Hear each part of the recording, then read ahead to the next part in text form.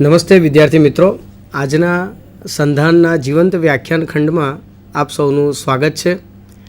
આજે આપણે nuclear physics એટલે કે નાભિકીય ભૌતિક વિજ્ઞાનના એક વિશેષ મોડલ લિક્વિડ ડ્રોપ મોડલ વિશે ચર્ચા કરવાના છે અને અંતે આલ્ફા ડીકે વિશેની સમજૂતી મેળવવાના છે. તો આ સાથે આપણી સાથે ઉપસ્થિત છે MS યુનિવર્સિટીના પ્રોફેસર નરેન્દ્ર ચાવડા અને હું પોતે ડૉક્ટર બાલકૃષ્ણ શાહ. આજે આપણે ન્યુક્લિયર ફિઝિક્સ એક અઘરો વિષય છે એવું સમજીને નહીં, પણ એક પાયાનો વિષય છે જે પદાર્થ વિજ્ઞાનના સૂક્ષ્મતમ કણો વિશેની માહિતી અને ઉર્જા સ્ત્રોત, જેને આપણે ન્યુક્લિયર પાવર કહીએ છીએ, એ વિશેની માહિતી માટે જે પ્રારંભિક સમજ છે એ સમજ પૂરી પાડવા માટે કેટલાક મુખ્ય મોડલ, સિદ્ધાંતો વગેરેની ચર્ચા કરવાના છે, જે આ મુજબ છે. એમાં આપણે સૌથી પહેલાં લિક્વિડ ડ્રોપ મોડલ, એની એઝમ્પશન્સ એટલે કે શું શું પૂર્વધારણાઓ આપણે લેવી પડે, એને અને ન્યુક્લિયસને શું સંબંધ છે, કાં તો એ બંને વચ્ચે સરખામણી આપણે શું કરી શકીએ છીએ, અને મુખ્ય જેને આપણે E=mc² તરીકે ઓળખીએ છીએ એ આપણને ન્યુક્લિયસમાંથી કેવી રીતે પ્રાપ્ત થાય છે, તો એનો આધાર છે માસ ડિફેક્ટ. તો માસ ડિફેક્ટ્સ વિશે સમજૂતી મેળવીશું. ત્યારબાદ ન્યુક્લિયરનું વિભંજન કે ન્યુક્લિયરનું વિખંડન, આ બે જે થાય છે એને માટે જવાબદાર જે બાઇન્ડિંગ એનર્જી છે એ વિશેની સમજૂતી મેળવીશું. તેના દ્વારા સેમી ઇમ્પિરિકલ માસ ફોર્મ્યુલા કે જે લિક્વિડ ડ્રોપ મોડલ આધારિત છે અને જે જુદા જુદા પેરામીટર્સ આપણને પૂરા પાડે છે કે જેને કારણે આપણે ન્યુક્લિયર પ્રોસેસીસ, ફ્યુઝન, ફ્યુઝન વગેરે સમજી શકીએ છીએ, તે સમજવા પ્રયત્ન કરીશું.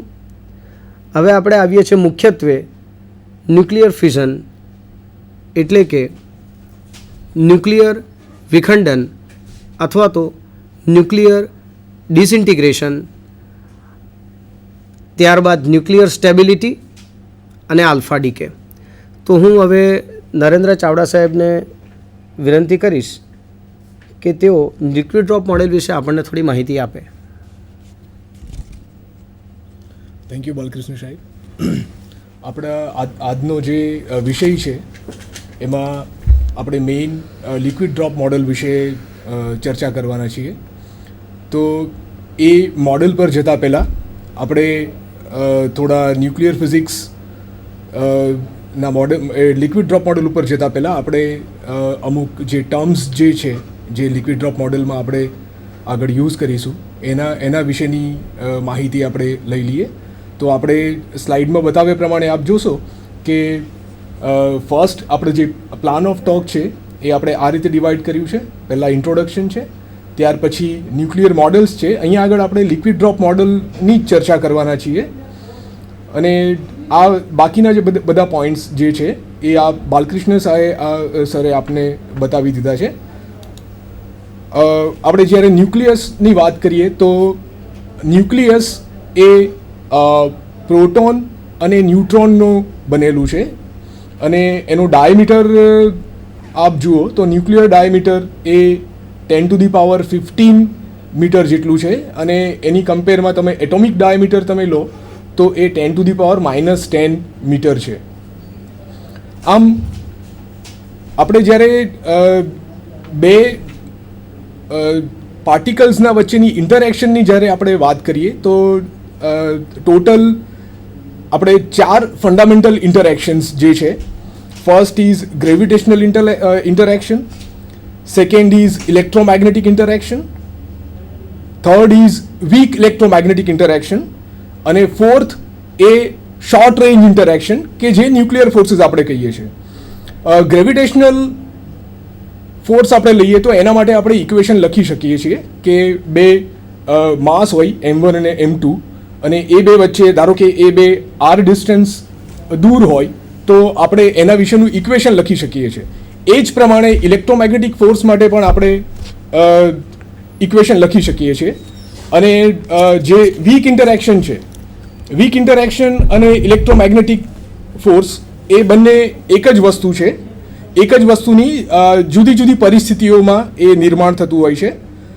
અને પછી આપણે આવીએ તો સ્ટ્રોંગ ઇન્ટરેક્શન જે ન્યુક્લિયર ફોર્સની આપણે વાત કરીએ તો ન્યુક્લિયર ફોર્સ માટે મીન્સ હજી સુધી I mean there is no equation, you cannot write down equation for a nuclear force, so still the interaction is unknown. એટલે ન્યુક્લિયસના અંદર શું થઈ રહ્યું છે એના વિશેની આપણને ખબર નથી. એટલે જ્યારે આપણે અહીંયા આપ જોશો કે ન્યુક્લિયસ એ ન્યુટ્રોન અને પ્રોટોનનું બનેલું છે અને એ બંને ન્યુક્લિયસના અંદર છે, તો એમનું જે કમ્બાઇન્ડ નામ છે એને આપણે ન્યુક્લિયોન તરીકે ઓળખીએ છીએ. ન્યુક્લિયોન એટલે એ પ્રોટોન પણ હોઈ શકે અને ન્યુટ્રોન પણ હોઈ શકે. અને જ્યારે ન્યુક્લિયાઇડની વાત કરીએ ત્યારે એ ન્યુક્લિયસ છે કે જેના અંદર ચોક્કસ સંખ્યામાં પ્રોટોન્સ અને ન્યુટ્રોન્સ છે. હવે આપણે જ્યારે ન્યુક્લિયર ફોર્સની વાત કરીએ તો ન્યુક્લિયર ફોર્સ એવું જાણવા મળ્યું છે કે એવું તારણ આપણે એક્સપેરિમેન્ટલ રિઝલ્ટ્સ પરથી એવું તારણ મળ્યું છે કે ન્યુક્લિયર ફોર્સ જે છે એ ચાર્જ ઇન્ડિપેન્ડન્ટ છે. એટલે આપણને ખબર છે કે પ્રોટોન્સ જે છે એ પોઝિટિવ ચાર્જ ધરાવે છે, ન્યુટ્રોન્સ ઉપર ચાર્જ નથી, દે આર ન્યુટ્રલ. તેમ છતાં પણ બે પ્રોટોન વચ્ચે જે ન્યુક્લિયર ફોર્સ હોય, પ્રોટોન ન્યુટ્રોન વચ્ચે જે ન્યુક્લિયર ફોર્સ હોય અને બે ન્યુટ્રોન્સ વચ્ચે જે ન્યુક્લિયર ફોર્સ હોય એ સરખા છે. એ તો આપણે એવું કહી શકાય કે જે ન્યુટ્રોન અને પ્રોટોન એટલે કે ન્યુક્લિયોન્સ વચ્ચેનો જે ફોર્સ છે, ન્યુક્લિયર ફોર્સ, એ ચાર્જ ઇન્ડિપેન્ડન્ટ છે, ચાર્જ ઉપર આધારિત રાખતો નથી. જેમ આપણે કુલમ ઇન્ટરેક્શન લઈએ તો કુલમ ઇન્ટરેક્શન એ ચાર્જ ડિપેન્ડન્ટ કહેવાય, કારણ કે પોઝિટિવ અને પોઝિટિવ ચાર્જ આપણે લઈએ તો એ બેના વચ્ચે અપાકર્ષણ થાય અને પોઝિટિવ નેગેટિવ લઈએ તો બેના વચ્ચે અટ્રેક્શન થાય. એ જ રીતે આપણે બીજી વસ્તુ આપણે જોઈએ કે પ્રોટોન્સ જે છે તો પ્રોટોન્સ ઉપર પોઝિટિવ ચાર્જ છે, ન્યુટ્રોન્સ ઉપર કોઈ પણ ચાર્જ નથી અને એ બંને ન્યુક્લિયસના અંદર રહે છે. અને આપણે એ પણ જોયું કે એનું ફોર્સ જે છે એ ચાર્જ ઇન્ડિપેન્ડન્ટ છે. બીજી વસ્તુ આપણે લઈએ કે પ્રોટોન્સ અને ન્યુટ્રોન્સ એ એમની સ્પિન પણ છે, એમની સ્પિન હાફ છે, એટલે 1/2 h કટ. તો એટલે જે પાર્ટિકલ્સ છે એને ફર્મિયોન્સ કહેવામાં આવે છે. જે પાર્ટિકલ્સની સ્પિન હાફ ઇન્ટિગ્રલ સ્પિન હોય તો એને ફર્મિયોન્સ કહેવામાં આવે, જેની ઇન્ટિગ્રલ સ્પિન હોય એને બોઝોન્સ કહેવામાં આવે.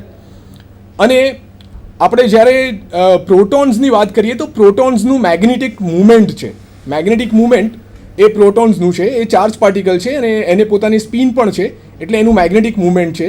એ જ પ્રમાણે ન્યુટ્રોન પર ચાર્જ નથી તેમ છતાં પણ એનું મેગ્નેટિક મુવમેન્ટ છે. એનો મતલબ શું થાય કે આમ ધારો કે તમે કોઈ ચાર્જ વગરનો પાર્ટિકલ લો, એના પર ચાર્જ ના હોય અને એની સ્પિન હોય તો કરંટ શક્ય નથી, એટલે મેગ્નેટિક મુવમેન્ટ ના હોવું જોઈએ. પણ તેમ છતાં પણ ન્યુટ્રોન માટે મેગ્નેટિક મુવમેન્ટ એનું એક્સપેરિમેન્ટલી મળ્યું છે અને એ નેગેટિવ છે. તો એના પરથી એ તારણ કાઢી શકાય કે જે ન્યુટ્રોન્સ જે છે એને અંદર ઇન્ટરનલ સ્ટ્રક્ચર છે, એટલે ટોટલ ન્યુટ્રોન આપણે લઈએ તો એ ચાર્જલેસ છે, પણ અંદર એની આંતરિક રચના જે છે એમાં ત્યાં આગળ આપણે ઇન્ટરનલ સ્ટ્રક્ચર છે એવું માની શકાય. એટલે ન્યુટ્રોન્સનું મેગ્નેટિક મુવમેન્ટ નેગેટિવ છે. ત્યારબાદ આપણે સ્લાઇડ ઉપર હવે જોઈશું કે આપણે જે પણ કંઈ એનર્જીની વાત કરીશું અહીંયા, જે ન્યુક્લિયર એનર્જી જે છે તો એના યુનિટની વાત કરીશું. તો આપણે જે એટોમિક માસ યુનિટ અહીંયા આપણે ડિફાઇન કરીશું. તો એટોમિક માસ યુનિટ એટલે શું કે it is 1/12 of the mass of carbon atom which contains 6 protons, 6 neutrons and 6 electrons.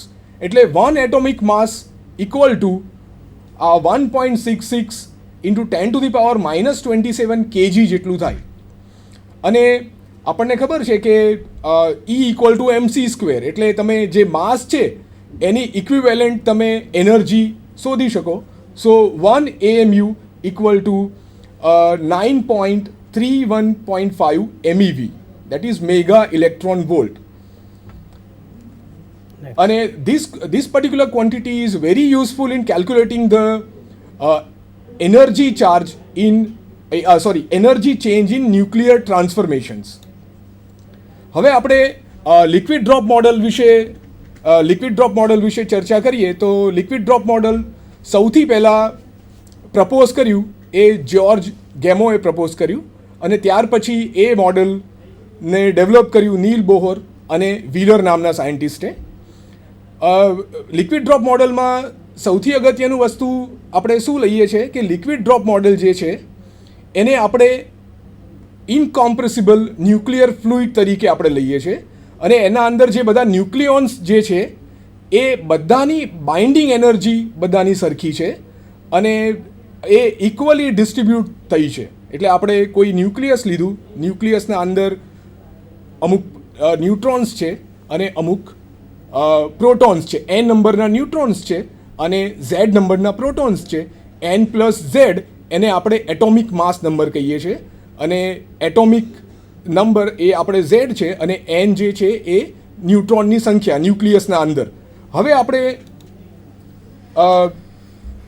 Liquid drop અને ન્યુક્લિયસ એ બે વચ્ચે શું સમાનતા છે એની આપણે ચર્ચા કરીએ તો લિક્વિડ ડ્રોપ એનો સ્ફેરિકલ શેપ છે. એ શાના લીધે છે? Because of surface tension. અને સરફેસ ટેન્શનનો જે ફોર્સ જે છે એ સેન્ટરના તરફ લાગે છે. એ જ પ્રમાણે ન્યુક્લિયસ જે છે એને એ પણ આપણે અહીંયા સ્ફેરિકલ અઝ્યુમ કર્યું છે, સ્ફેરિકલ શેપ છે. બીજી વસ્તુ કે લિક્વિડ ડ્રોપ આપણે લઈએ તો એના અંદર જે મોલેક્યુલ્સ છે તો એની ડેન્સિટી જે છે ડ્રોપની એ યુનિફોર્મ આપણે લેતા હોઈએ છીએ અને એ એના જે વોલ્યુમ જે છે એનાથી ઇન્ડિપેન્ડન્ટ છે. એટલે irrespective of volume the density is constant for a liquid for a particular drop. એ જ રીતે આપણે ન્યુક્લિયર ડેન્સિટીની વાત કરીએ એટલે ન્યુક્લિયર ડેન્સિટી જે કઈ રીતે ન્યુક્લિયર મેટર ન્યુક્લિયસના અંદર કઈ રીતે ડિસ્ટ્રીબ્યુટ થઈ છે તો એ આપણે જોઈએ તો એ પણ જોઈ શકાય છે કે it is independent of nuclear volume. ત્યાર પછી લિક્વિડ ડ્રોપ મોડેલ કયા પૂર્વધારણા ઉપર આપણે રાખ્યું છે, અઝેમ્પશન્સ ઉપર રાખ્યું છે એટલે કન્સ્ટ્રક્ટ કર્યું છે એ આ પ્રમાણે છે. All nuclei are considered to behave like incompressible drop of liquid. આપણે જોયું કે જે બધા ડ્રોપ છે એ ઇનકોમ્પ્રેસિબલ એટલે એનું જે કદ છે એ અચળ રહેશે. બીજો પોઈન્ટ કે nucleus is spherical in a shape due to symmetrical surface tension forces. Surface tension આપણે સ્ફેરિકલ લીધું એટલે સરફેસ ટેન્શનનો જે ફોર્સ છે એના લીધે એનો જે શેપ છે એ સ્ફેરિકલ છે અને જે લિક્વિડની ડેન્સિટી છે એ કોન્સ્ટન્ટ છે. બીજું આને આપણે એના સાથે પણ સરખાવી શકાય કે જે હીટ ઓફ વેપરાઇઝેશન છે લિક્વિડ ડ્રોપના અંદર એ કોન્સ્ટન્ટ છે. એ જ રીતે આપણે અહીંયા આપણે જોઈશું કે બાઇન્ડિંગ એનર્જી પર ન્યુક્લિયોન જે છે એ પણ કોન્સ્ટન્ટ છે. તો આ રીતે આ જે સમાનતા છે ન્યુક્લિયસમાં અને લિક્વિડ ડ્રોપ વચ્ચે એને આપણે લઈને એક મોડેલ તૈયાર કરી રહ્યા છે અને એનું નામ એટલા માટે એનું નામ આપણે આપ્યું છે લિક્વિડ ડ્રોપ મોડેલ. આ નેક્સ્ટ સ્લાઇડ આપણે આપ જોશો તો હવે આપણે જે બીજો પોઈન્ટ આપણે જે સમજવાનું છે that is mass defect. Now what is mass defect? તો આપણે સપોઝ તમે ધારો કે કોઈ એક ન્યુક્લિયસ લીધું. ન્યુક્લિયસ આપણને ખબર છે એ ન્યુટ્રોન અને પ્રોટોન્સનું બનેલું છે. તો આપણે ન્યુટ્રોન પ્રોટોન બધાને આપણે આમ ન્યુક્લિયસના અંદર બંને ભેગા છે પ્રોટોન અને ન્યુટ્રોન, પણ આપણે બધાને સેપરેટ કરવા હોય તો એમને સેપરેટ કરવા માટે આપણે એક એનર્જી આપવી પડતી હોય છે. તો જ્યારે આપણે ન્યુક્લિયસનું માસ લઈએ, જ્યારે એ બધા ભેગા હોય, પ્રોટોન ન્યુટ્રોન બધા સાથે હોય એટલે કે ન્યુક્લિયસ હોય, એને આપણે માસ ઓફ ન્યુક્લિયસ કહીએ અને બધાનું સેપરેટ માસ આપણે લઈએ. જેમ કે ઝેડ નંબર ઓફ પ્રોટોન્સ છે તો Z into MP plus N number of neutrons છે તો પ્લસ એન ઇન્ટુ એમપી અને એનો ડિફરન્સ લઈએ તો એ હંમેશા આ ડિફરન્સ પોઝિટિવ આવશે. એટલે કે ન્યુક્લિયસના માસ કરતાં એના કન્સ્ટિટ્યુઅન્ટ્સ જે છે એટલે કે પ્રોટોન અને ન્યુટ્રોન છે એમનું માસ સેપરેટલી એ ન્યુક્લિયસના માસ કરતાં વધારે છે. એનો મતલબ શું થાય કે જ્યારે એ બધા ભેગા થશે ત્યારે એનર્જી રિલીઝ થશે. તો આ જે ડિફરન્સ આવે છે માસમાં એને માસ ડિફેક્ટ કહેવામાં આવે છે. નેક્સ્ટ સ્લાઇડમાં આપણે બાઇન્ડિંગ એનર્જી શું કહેવાય એ આપણે આપ જોઈ શકો છો કે આ ન્યુક્લિયસ જે છે ન્યુક્લિયસ એને આપણે એનર્જી સપ્લાય કરીએ તો એ એના કોન્સ્ટિટ્યુઅન્ટ્સમાં એટલે કે ન્યુટ્રોન પ્રોટોનના ટર્મ્સમાં તમે એને સેપરેટ કરી શકો. તો આને this is called a binding energy. So it is energy required to just take all the nucleons apart so that they are completely separated is called binding energy of the nucleus. તો આ થઈ binding એનર્જીની definition.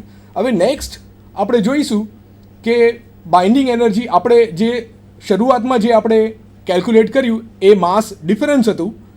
માસ ડિફરન્સને આપણે C સાથે multiply કરીશું એટલે આપણને energy મળશે. એટલે બાઇન્ડિંગ એનર્જીની આપણે ડેફિનેશન જે અગાઉ આપી એ આ સેમ ડેફિનેશન છે અને એને આપણે અહીંયા માસ એમના જગ્યાએ માસ ડિફેક્ટ આવશે એટલે કે ડેલ્ટા એમ આવશે. તો અહીંયા તમને જે ઈ છે એ આપણને બાઇન્ડિંગ એનર્જી એ પર્ટિક્યુલર ન્યુક્લિયસ માટે મળશે. તો આ પ્રમાણે તમે કોઈ પણ ન્યુક્લિયસ હોય એની તમે બાઇન્ડિંગ એનર્જી કેલ્ક્યુલેટ કરી શકો છો. નેક્સ્ટ સ્લાઇડ આપણે જોઈએ તો નેક્સ્ટ સ્લાઇડ જે છે એ આને બાઇન્ડિંગ એનર્જી કર્વ કહેવામાં આવે છે. તો અહીંયા બાઇન્ડિંગ એનર્જી કર્વમાં આપ જોઈ શકો છો કે એક્સ એક્સિસ ઉપર માસ નંબર છે એટલે કે એ છે અને વાય એક્સિસ ઉપર જે છે એ બાઇન્ડિંગ એનર્જી પર ન્યુક્લિયોન્સ છે. એટલે બાઇન્ડિંગ એનર્જી પર ન્યુક્લિયોન્સ એટલે ધારો કે એ નંબરના ન્યુક્લિયન્સ હોય પર્ટિક્યુલર કોઈ